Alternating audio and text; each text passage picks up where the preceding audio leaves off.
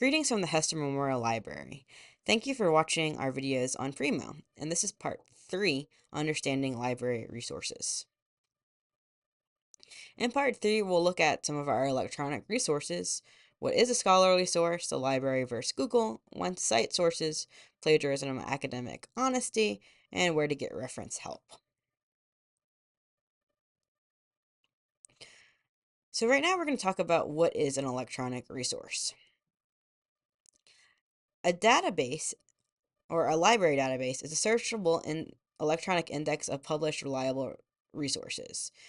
Databases provide a wealth of useful research materials from academic journals, newspapers, and magazines.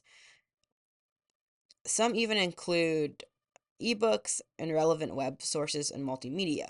Now, this is from Marie Deptula at the Berkeley College Library.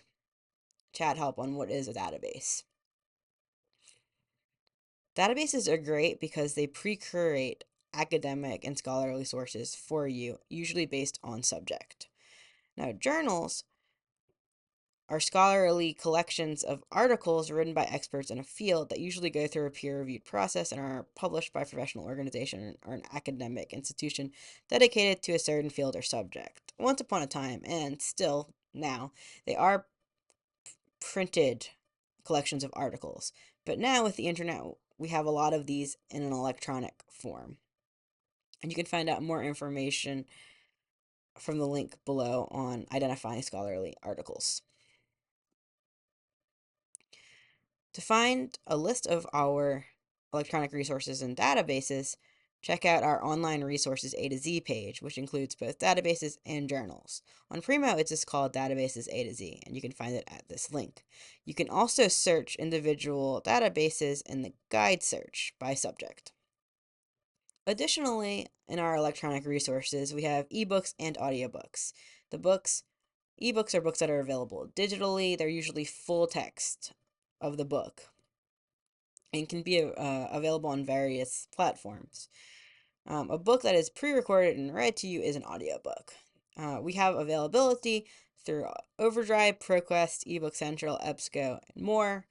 Most are searchable through Primo with some exceptions. And you can always get a Greenville County Library card, which will give you access to even more physical materials and electronic materials since you are a student at NGU. Now, electronic resources, both the databases and journals, are available to you 24 hours a day, 7 days a week, as long as you sign in with your NGU credentials. At the university level, you're expected to use scholarly sources for most of your projects and papers. A scholarly source is written by an expert in their field designed to inform you or educate you about something. They're included in journals and databases, and they don't include popular magazines, Wikipedia, or most Google results, although you can find scholarly sources through Google Scholar. They usually have a paywall. Peer-reviewed just means that it's a material that's been reviewed by multiple scholars and has gone through a rigorous publication process. Almost all peer-reviewed materials are scholarly. Not all scholarly materials are peer-reviewed. We addressed Google slightly on the last slide. But I wanted to go over library resources versus Google. Why would you choose to use library resources when Google is more familiar to you? While library resources will take a while to get used to the search engines and the feel of them, in general, they're better for your academic work. One, it's paid through with your tuition and free to use with a login.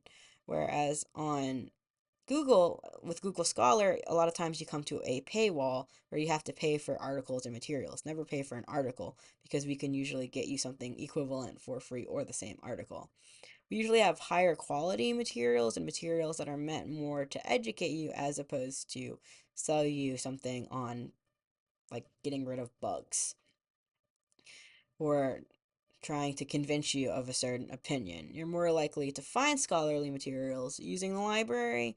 We have better advanced searches and filtering availability, and once you learn to use the library resources, it can be easier than looking through a million Google results. Google can be a great starting place. It's good for quick searches. It's good for trying to for usability, but it will bring you a million results or more. Most are not scholarly results.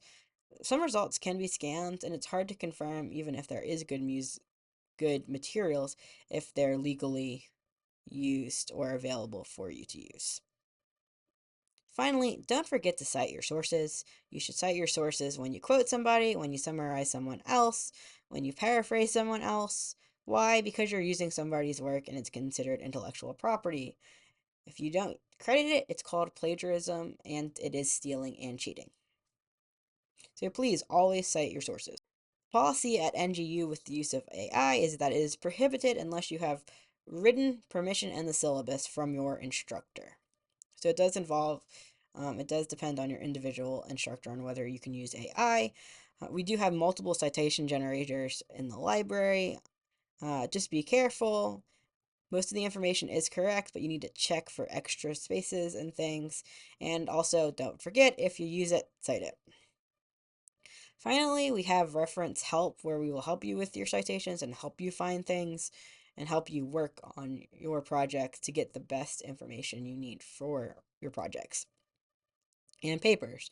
And you can visit the reference desk, call the reference number, or email reference@ngu.edu for more help.